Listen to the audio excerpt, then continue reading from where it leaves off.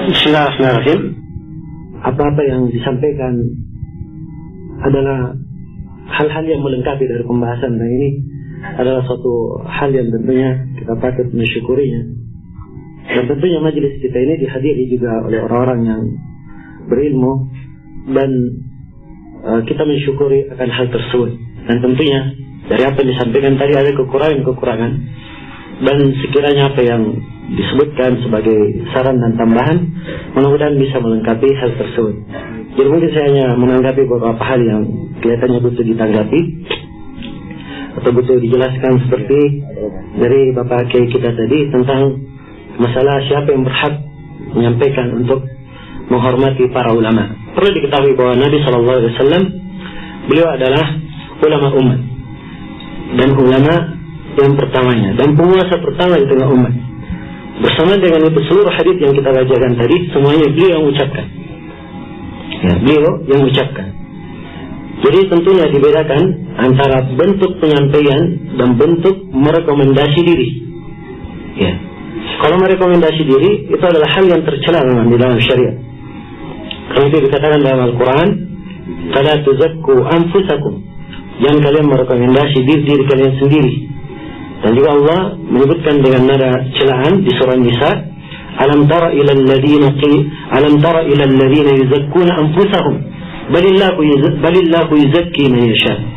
Tidakkah kalian melihat kepada orang yang mentazkiyah, merekomendasi diri mereka sendiri? Bahkan Allah yang merekomendasi siapa yang Allah kehendaki. Iya. Tapi ada namanya pembicaraan mimbar at-tahadduts bin ni'am. Pembicaraan yang seseorang itu menyebutkan sesuatu bentuknya rekomendasi, tapi dia sekedar mengungkap nikmat Allah, ya, yang diberikan pada dirinya. Dan ini tidak apa-apa yang seperti ini kalau tidak ada maksud memuji pada dirinya. Dan ini ada nasnya dalam Al-Quran, "Wa amma bi ni'mati rabbika fahaddits." Adapun terhadap nikmat yang diberikan kepada Rabbmu, ceritakanlah. Ya, dan kadang ada bentuknya penyampaian semata.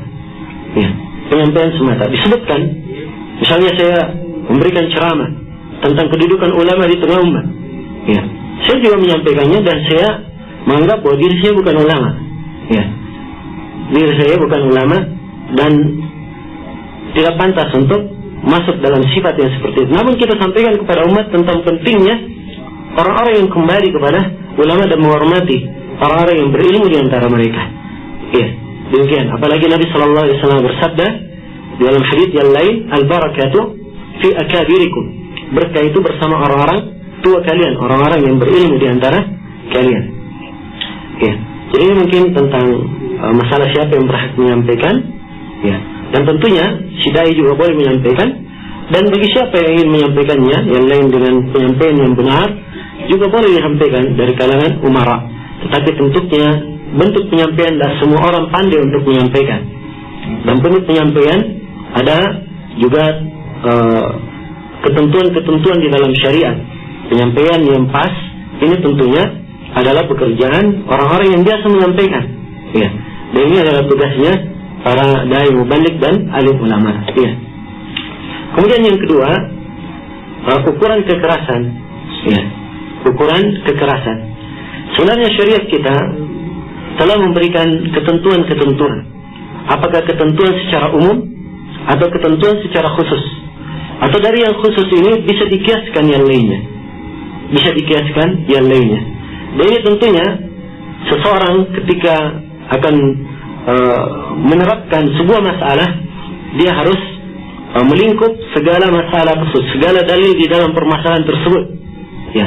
Karena itulah diantara kaidah tetap di kalangan ulama Islam bahwa sebuah masalah tidak disimpulkan kecuali setelah mengumpulkan seluruh dalil yang berkaitan dengan masalah itu, secara langsung maupun tidak langsung, tersurat maupun tersirat, yang umum maupun yang khusus.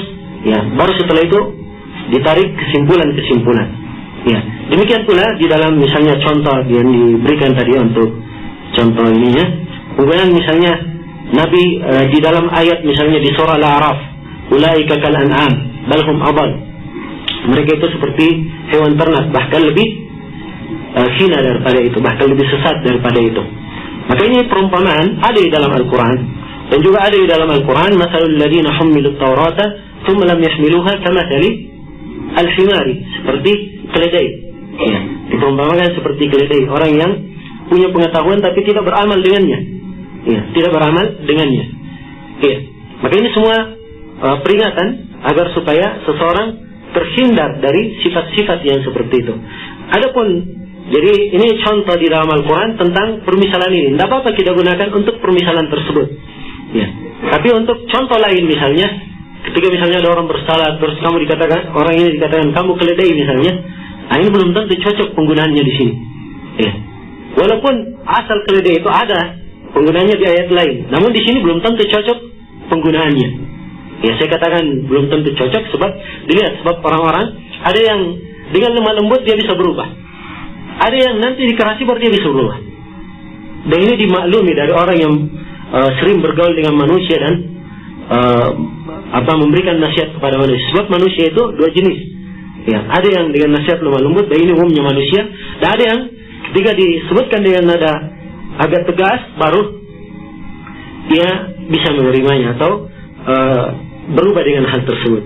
Ya, jadi sekali lagi ukuran dalam hal ini kembali kepada semakin banyak seseorang itu mempelajari Al-Quran dan Sunnah, maka dia akan semakin pandai untuk mengukur dan melihat dan menempatkan sesuai dengan keadaan. Dan itulah hikmah. Itulah hikmah menempatkan segala sesuatu sesuai dengan tempatnya. Dan ini disebutkan di dalam Al-Quran sebagai nikmat yang sangat besar. Wa may yu'tal hikmata faqad utiya khairan katsira. Siapa yang diberi hikmah, maka dia telah diberi kebaikan yang sangat banyak. Sebab untuk sampai kepada hikmah dan punya derajat ini butuh tingkatan-tingkatan jenjang ilmu yang sangat luas, dan dia telah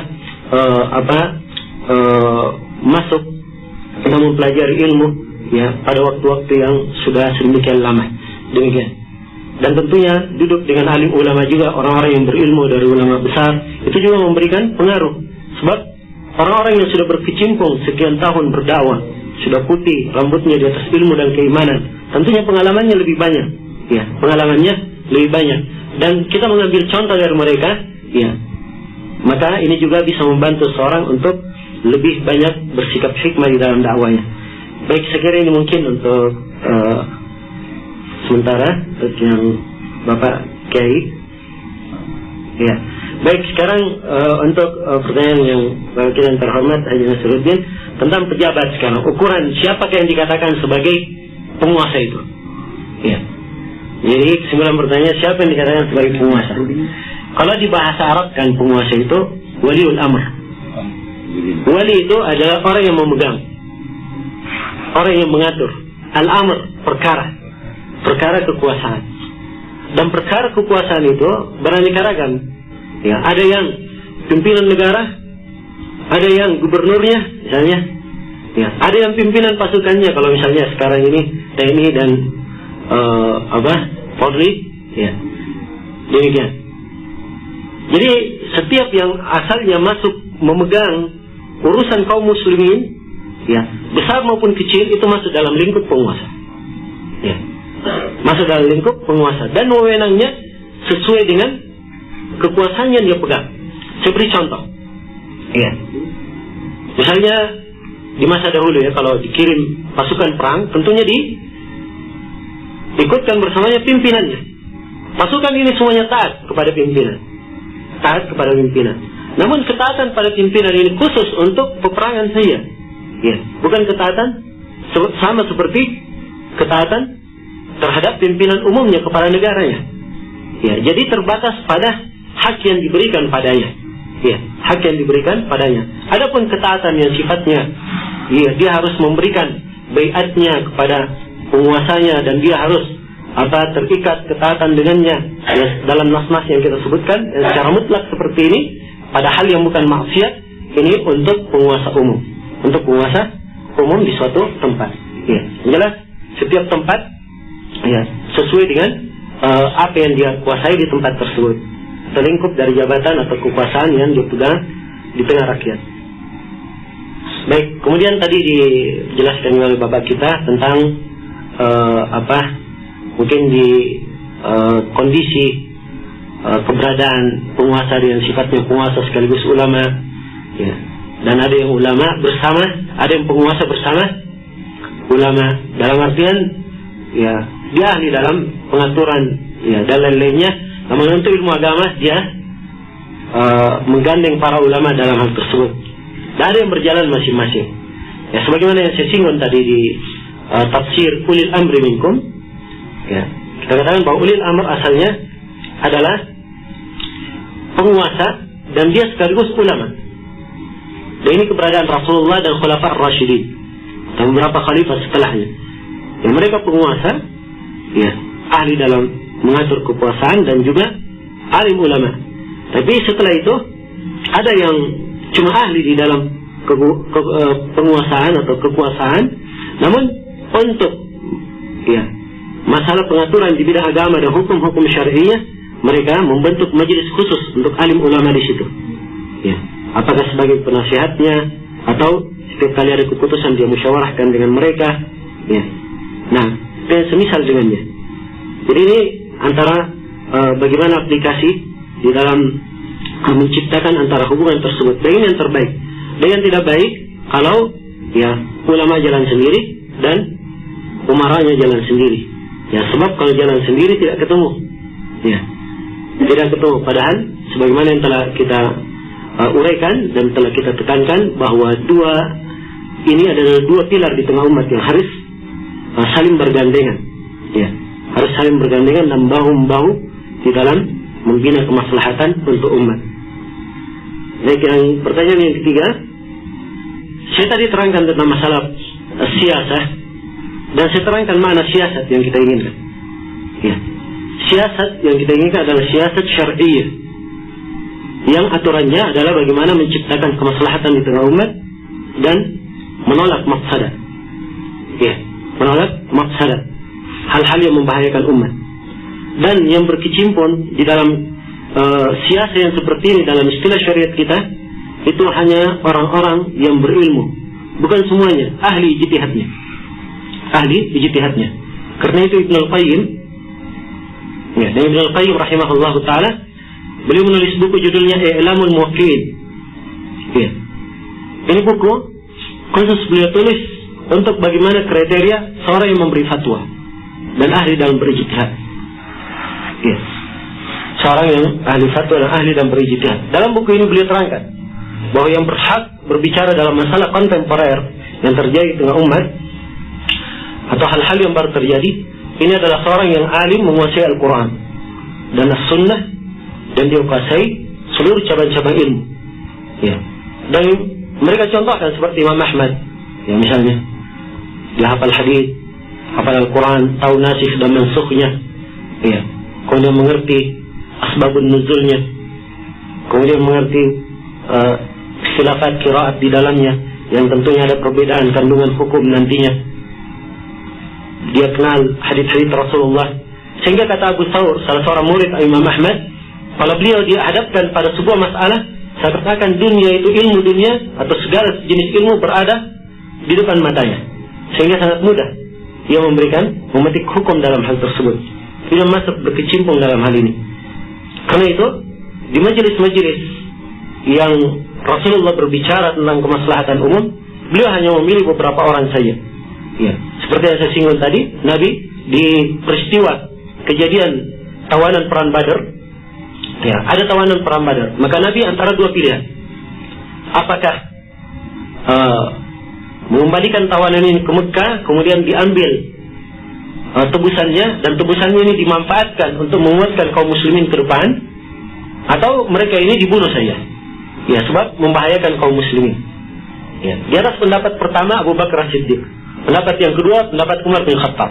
Bahkan Umar berkata, ya Rasulullah, ya tidak perlu, saya tidak sependapat dengan Abu Bakar. Bagi saya Ali bin Abi Thalib mengambil menarik si fulan dari keluarganya, dia penggal lehernya, dan saya menarik si fulan keluarga aku, saya penggal lehernya. Ya, setiap orang mengambil keluarganya, dia penggal lehernya, selesai. Itu kata Umar. Maka Nabi condong kepada pendapat Abu Bakar. Setelah itu besoknya Umar datang dan Nabi dan Abu Bakar sedang menangis. Umar berkata, ada apa kalian menangis? Ya, tolong ceritakan kepada saya. Kalau memang hal itu saya ketahui, saya juga akan menangis, karena kalian berdua adalah yang terbaik dan saya akan menangis bersama kalian.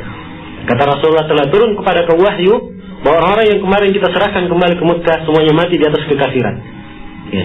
Jadi pendapat Umar sebenarnya lebih cocok. Ya, sebab apapun mereka diharapkan, Rasulullah mengharap mereka dikembalikan, mudah-mudahan suatu saat mereka berubah masuk Islam dan tebusan yang diambil bisa bermanfaat untuk kaum muslimin. Ya, dilihat mungkin maslahat apa yang disebut oleh Umar itu lebih tepat. Maka di sini sisi pendalilan kita yang diajak musyawarah cuma 2 orang saja. Iya, cuma 2 orang. Iya. Demikian pula Umar bin Khattab radhiyallahu taala. Perhatikan ketika memilih pemimpin untuk penggantinya, beliau hanya memilih 6 orang saja. Ya, dari ahli syura. Cuma 6 orang. Tapi 6 orang ini semuanya adalah wakilnya umat. Wakilnya umat. Salah satunya dari 6 orang ini semuanya berhak memegang khilafah. Ya.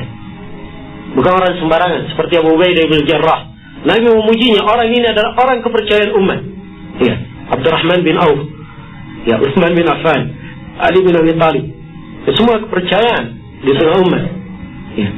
Maka ini keberadaan atau apa yang dilakukan di masa Rasulullah Sallallahu Alaihi Wasallam. Karena itu sekali lagi tadi yang saya bahas adalah politik syar'i dan saya tidak meluas kepada pembahasan yang lain dan juga tidak mengomentari apa yang lainnya. Sebab untuk mengomentari yang lainnya itu butuh pembahasan lain.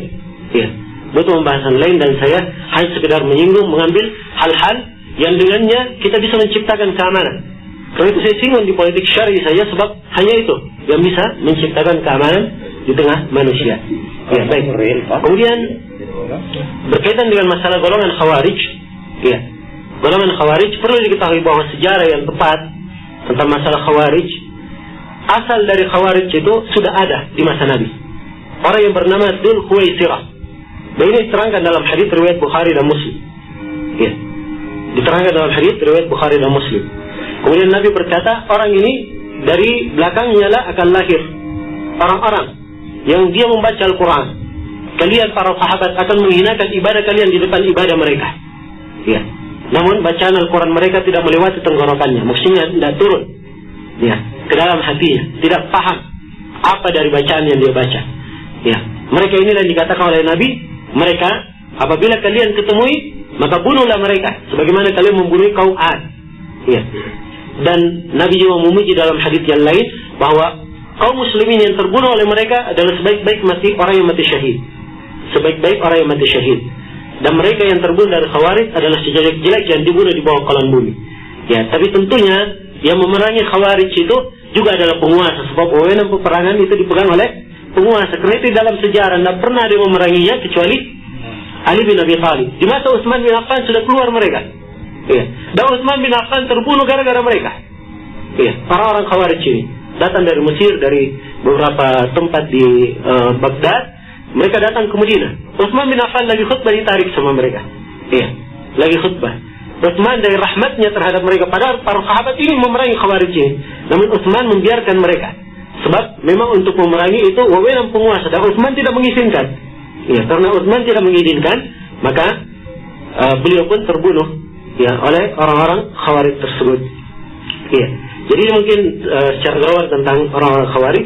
Adapun tentang ayat itu, kisah yang disebutkan tadi, memang setiap apa yang disebutkan itu ada kisahnya tersendiri. Ya, dan seperti yang saya sebutkan tadi bahwa ayat idza ja'akum amrun minal amni awil khawfi ada'u bih, ini pada kisah 3 nabi mentalak istrinya. Ya, ini kisahnya. Dan ini riwayatnya dari hadits Ibnu Abbas, riwayat Bukhari dan Muslim. Ya. Adapun tentang ayat ya ayyuhalladzina amanu in ja'akum fasiqun binaba'in fatabayyanu. Ya, ayat ini berkaitan dengan seorang sahabat yang mendatangi sebuah kabilah. Ya. Sampainya di kabilah tersebut, kabilah ini menyambut mereka. Menyambut. Banyak orang yang keluar. Sahabat ini menyangka bahwa dia akan diperangi. Ya. Maka mereka pun kembali.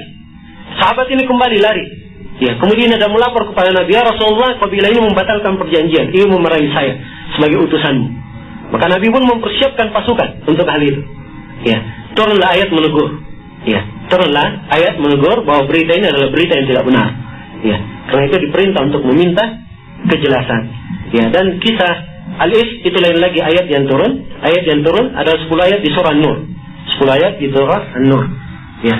Innal ladzina ja'u bil ifki sampai 10 ayat setelahnya. Ya. Jadi itu mungkin yang saya bisa jawab, dan saya sangat bersyukur atas saran yang disebutkan tadi. Mudah-mudahan Allah Subhanahu wa taala memberikan manfaat pada apa yang disampaikan. Kemudian apa kaitannya dengan ada sebagian tugas hanya hak penguasa di situ, dan ada sebagian hal ya penguasa yang melakukannya dan ulama yang melakukannya, dan penguasa kadang tidak bisa melakukannya. Iya. Jadi tentunya dimaklumi bahwa makna jalan kebenaran itu cuma satu, bahwa agama kita cuma satu, segala tuntunan, penjelasan dan syariatnya semuanya terang dan sumbernya adalah satu. Jadi tuntunan yang bersumber darinya bagaimanapun bentuknya, maka itu kembali kepada jalan yang satu. Iya, kembali kepada jalan yang satu. Dan dalam agama kita diterangkan ada hal-hal yang khusus yang merupakan kekhususan penguasa. Tadi saya sudah beri contoh tentang masalah penegakan hukum-hukum, ya. Kemudian Jumat, Id, ya. Kemudian masalah jihad, ya. Ini hal-hal khusus. Dan ini alim ulama pun walaupun dia menyampaikannya membangkitkan umat, tapi pelaksanaan yang berhak melaksanakannya adalah penguasa. Contoh jihad misalnya, Nabi memberikan nas tegas, ya, innamal imamu junnah yuqatal min wara'ihi. Sungguhnya seorang pemimpin itu adalah tameng, dilakukan peperangan di belakangnya. Itu nas tegas dari Nabi dalam hadits Abu Hurairah riwayat Bukhari dan Muslim. Jadi tidak ada alasan lain untuk memberikan kepada lainnya. Kalau penguasa sudah menyuruhkan jihad, maka alim ulama menyampaikan kepada manusia keutamaan dari jihad. Bagaimana jihad itu? Iya. Bagaimana dari jihad tersebut? Ya, demikian pula dari sebagian tugas ulama, ada yang seorang penguasa ya, sulit atau tidak mampu melakukan hal tersebut. Dan tentunya ada sebagian hal yang bisa ditangkap ya dari tugas-tugas penyampaian, ya apa-apa yang seorang penguasa tidak bisa langsung untuk masuk ke dalamnya. Maka kerjasama antara kedua belah pihak adalah hal yang sangat mesti. Ya. Kemudian yang kedua berkaitan dengan masalah bagaimana teknik penyampaian.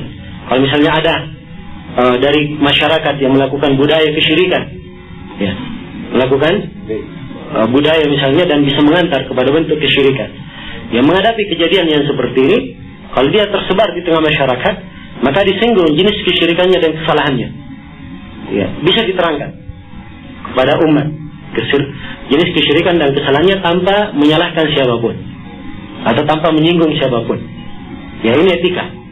Adapun kalau ingin dia luruskan, karena misalnya penguasa memberikan bantuan di sini, maka dia datang langsung ke penguasa dan menerangkan bahwa ini berbahaya kalau diberikan ini. Harusnya penguasa yang memegang power, ya, mengalihkan mereka kepada sesuatu yang lebih baik.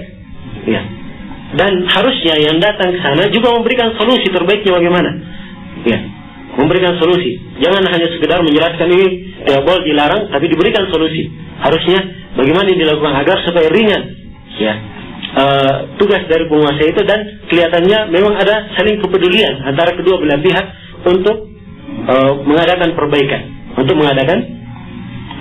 Dan saya kira dari Bapak Bupati kita ada langkah-langkah untuk hal ini. Dan beliau sendiri pernah cerita, ya, sebagian dari kebudayaan yang sifatnya kesyirikan, beliau sama sekali tidak memberikan dana di situ dan menegaskan tidak akan memberi. Dan ini adalah suatu hal yang cukup bagus saya kira. Sisa kalau misalnya ada hal yang lain yang luput, ini mungkin bisa dilaporkan dan diterangkan ya kepada beliau. Ya. Kemudian berkaitan dengan masalah ikhlas, ya. Ya, ukuran dari ikhlas tersebut, ikhlas itu bukan artinya tidak mengambil pemberian, bukan itu artinya. Ya, ikhlas artinya dia beramal karena Allah Subhanahu wa taala, dan ini dasar. Dia beramal. Kadang kalau dia mengambil sesuatu di belakangnya, ya, dia mengambil sebagai bukan karena maksud utama, ya, bukan sebagai maksud utama, ya, karena diberi misalnya diambil, atau karena misalnya dengan maksud lain seperti yang dilakukan oleh sebagian ahli hadis di masa dahulu. Mereka menyampaikan hadis menerima bayaran. Ya, kenapa?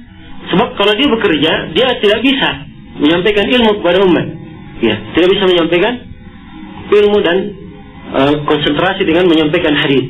Karena itu dia meminta. Dari sisi ini sebagian para ulama ada yang membolehkannya. Toh juga dimaklumi di dalam jihad fisabilillah, seorang yang ikut berjihad juga mengambil apa? Mengambil ghanimah. Ya, harta rampasan perang. Ya, berarti ada bagian dari dunia yang didapatkan.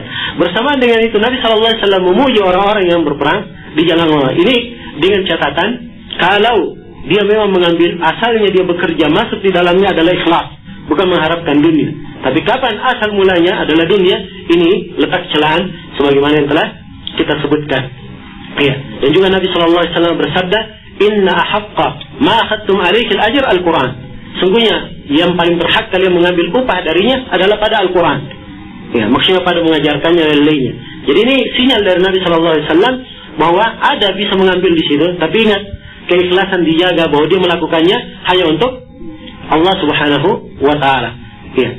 Yang tentunya hakikat dari ikhlas itu adalah dia beramal hanya untuk Allah Subhanahu wa Ta'ala semata. Adapun apa yang dia dapatkan dari hal tersebut, misalnya ada diberikan pemberian dan lain-lainnya, sebatas pemberian tersebut ya tidak ada pelanggaran syariatnya, ya maka hal ini tidak apa-apa untuk diambil. Dan ada sisi lain bagi seorang dai, kadang sebuah pemberian ya bagi seorang dai dia kadang meninggalkannya bukan karena dia haramkan, tapi meninggalkan untuk menjaga kelancaran dakwanya, ya menjaga kelancaran dakwanya. Dan ini adalah sikap yang terpuji kalau memang ada pada seorang dai, dan tidak diharuskan setiap dai harus bersikap seperti itu. Itu bukan suatu hal yang diwajibkan. Ya. Jadi ini mungkin saya kira pandangan-pandangan yang bisa saling melengkapi. Mudah-mudahan ada manfaatnya. Bismillahirrahmanirrahim. Rasa hormat saya mendalam kepada para dai. Alangkah berbahagianya saya secara pribadi karena sempat berdialog langsung dengan para dai.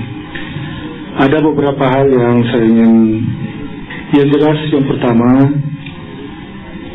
istilah penguasa ini sharing yang pertama, penguasa sebenarnya dalam kaitannya dengan paradigma yang ada sekarang dengan ketentuan perundang-undangan, bahasa penguasa itu sudah dikembangkan menjadi fasilitator. Jadi kita sekarang ini pemerintah ini fasilitator, sehingga dengan demikian kami mohon bantuan karena pada saya ini mengembangkan fasilitator, sehingga dengan demikian erat hubungannya, rakyat tidak takut lagi kepada istilah penguasa. Karena dulunya sejarah pemerintahan pada zaman Yunani kuno dengan kental penguasa, dengan sistem tirani, sistem diktator, akhirnya kelihatan rakyat takut kepada pemerintahnya. Sering ini sukan. Kemudian yang kedua, saya sangat tertarik dengan tadi mengungkapkan bagaimana penguasa ini, bagaimana pemerintah ini sehingga nuansanya keagamaan. Ini hari ini dan programnya pemerintah daerah harus seperti itu. Alhamdulillah, dengan adanya pemimpin-pemimpin yang diberkati di mana oleh Allah, saya kira insyaallah, saya kira itu sharingnya.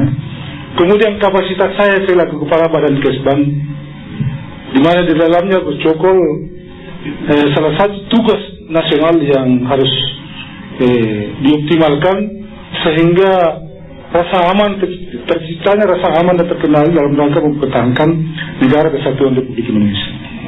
Ya, di dalamnya ini ada tokoh, semua tokoh agama, ulama, ormas, ada juga dari Kristiani dan berbagai macam agama.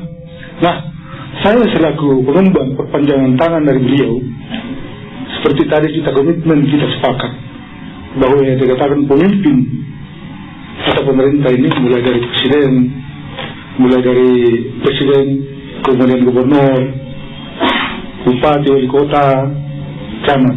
Kalau kita ini adalah pengemban fungsi-fungsi dan kewenangan dari beliau, sehingga dengan demikian kalau kita melihat dari sistemnya itu, ya, dia seorang Islam, ya.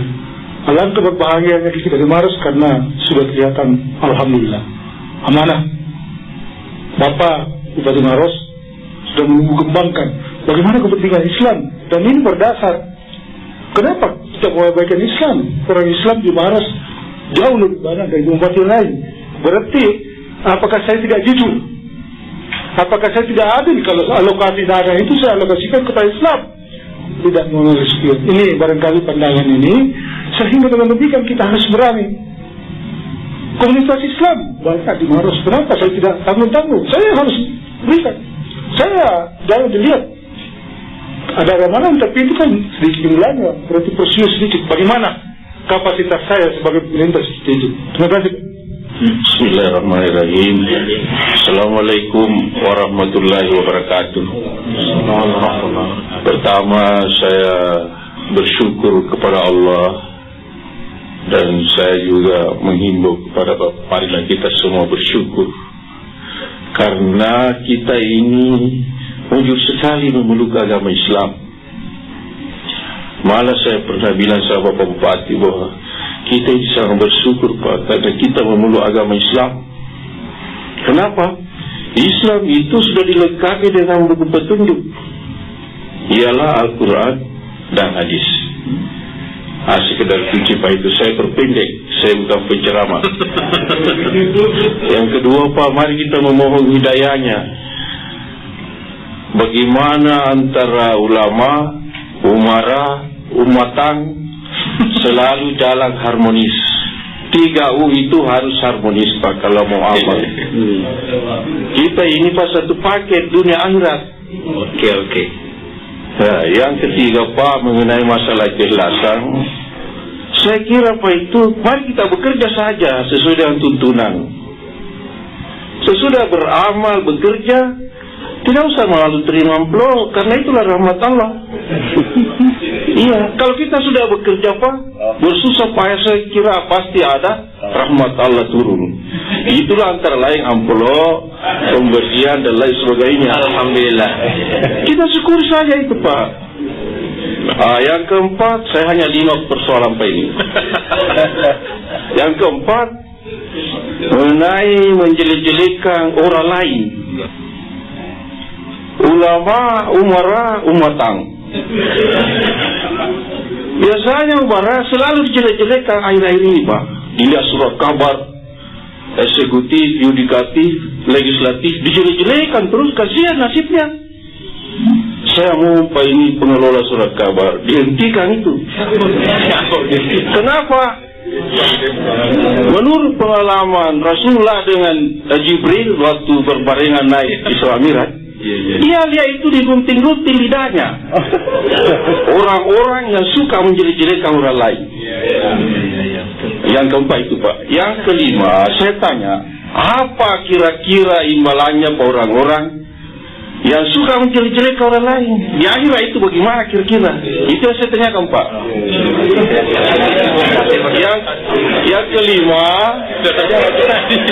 Yang kelima, pekerjaan saya ini Pak, pengelola koperasi simpan pinjam. Saya sudah dibantu oleh Bapak pemerintah 500 juta. Saya tidak malu-malu Pak. Dan saya binaan pemerintah Kabupaten Maros. Yang saya tanyakan ini Pak ini, biasa saya terjun ke pasar-pasar, biasa saya gelisah Pak pekerjaanku ini. Karena dalam memberikan pinjaman itu ada bunga, ada kelebihan. Apakah saya ini kasihan eksekusinya saya neraka atau bagaimana? Sekian Pak. Assalamualaikum warahmatullahi wabarakatuh. Terima kasih Pak. Iya, silakan Pak Ustaz.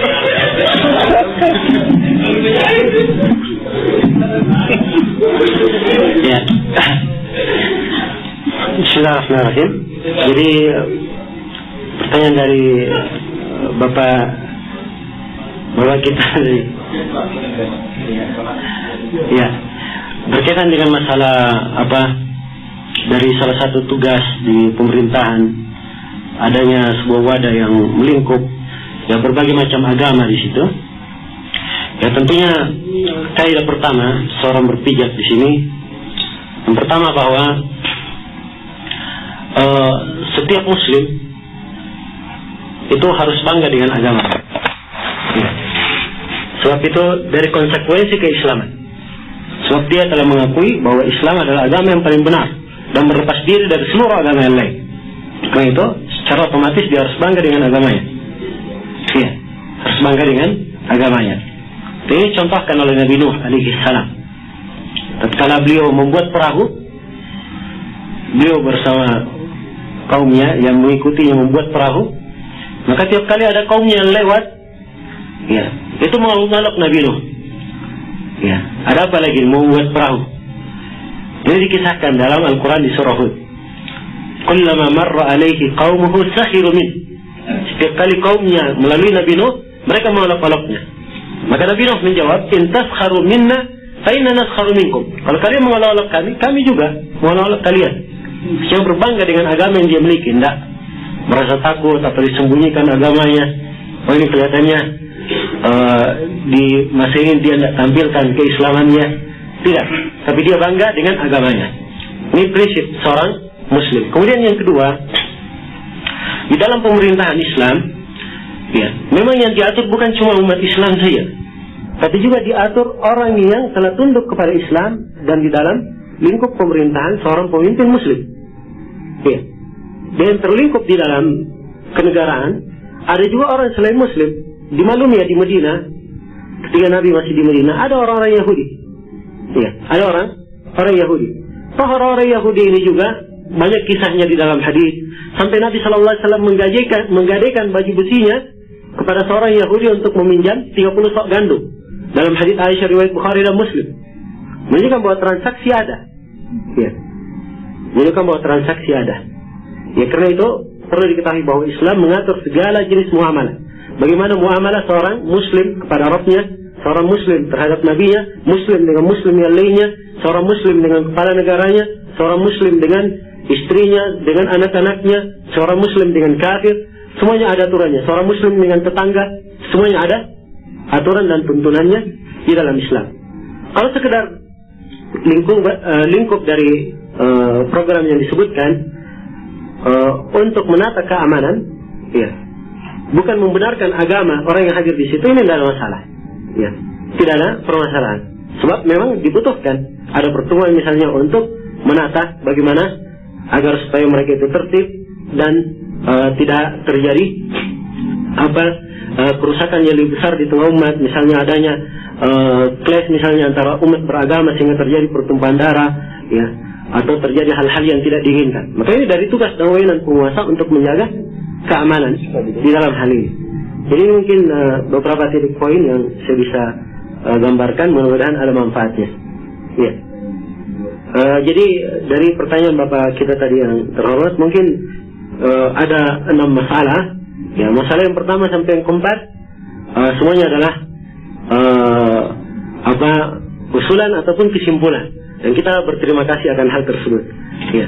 Dan pertanyaan yang kelima, pertanyaan tapi sudah dijawab sendiri oleh Bapak kita, sebab sudah diterangkan tentang bagaimana dosanya orang yang mengguncing orang lain. Ya. Adapun yang kelima, yaitu tentang masalah pinjaman. Ini yang dibahas di dalam syariat kita, dan ada kaidah tetap di kalangan para ulama di sini. Ya, dalam buku yang berkaitan dengan muamalah, kaidahnya berbunyi, kullu qardin yajurru naf'an fa huwa riba. Setiap pinjaman yang di belakangnya dia mengambil manfaat, maka itu adalah riba. Maka itu adalah riba. Ya. Jadi kalau dia memberi pinjaman, kemudian setelah itu dia syaratkan harus ada manfaat, apakah dengan bunga atau dengan yang lainnya, atau setelah diberi pinjaman harus diberi manfaat, misalnya diberi jumlah makanan tertentu pada tiap bulannya, maka ini semuanya mengambil manfaat, dan ini sifatnya riba. Hal ini terhitung riba dalam pandangan syariat. Cara yang tepatnya kalau ingin mengembangkan seperti itu, dia memakai sistem mudharabah. Ini salah satu usulan saya, ya. Sistem mudharabah. Mudharabah itu artinya bagi hasil. Ya, diberi modal kepada orang yang dipandang prospek usahanya bagus dan amanah untuk menjalankan hal tersebut, diberi modal dan hasilnya atau dari keuntungan terjadi bagi hasil. Ya, terjadi bagi hasil. Dan ini insyaallah taala hal yang lebih berberkah dan lebih baik. Dan kaidah seorang Muslim dalam bermuamalah, kalau dia jatuh dalam hal yang ada kesalahan, kaidahnya sabda Rasulullah SAW, man taraka syai'an lillahi awadahu Allahu khairan minhu. Siapa yang meninggalkan sesuatu karena Allah, pasti Allah akan mengganti dia lebih baik darinya. Pasti Allah akan mengganti dia yang lebih baik darinya. Ini subhanallah kaidah sering saya sampaikan, dan saya tidak menutupi bahwa saya sudah terlalu banyak merasakan ya manfaat dari apa yang disampaikan oleh Rasulullah ini, dan teman-teman kita ya sering juga merasakannya. Karena dari teman-teman kita datang ya, dia seorang arsitek misalnya, dulunya disuruh menggambar gereja atau fasilitas ibadah orang ini, dia tinggalkan. Padahal dari hal tersebut banyak keuntungan yang dia bisa dapatkan. Dia tinggalkan karena Allah. Subhanallah, datang kepadanya proyek yang lebih baik daripada itu, sesuatu yang lebih baik daripada itu. Dan sesuatu hal kalau diyakini, maka Allah Subhanahu wa ta'ala akan memudahkan jalannya. Sebab siapa yang bertakwa kepada Allah, Allah tidak akan menelantarkannya. Allah tidak akan menelantarkannya. Ini mungkin yang saya bisa bantu di dalam hal ini. Mudah-mudahan ada manfaatnya. Baik, mungkin untuk saya sendiri saya cukupkan di sini dan saya kembalikan kepada Bapak kita.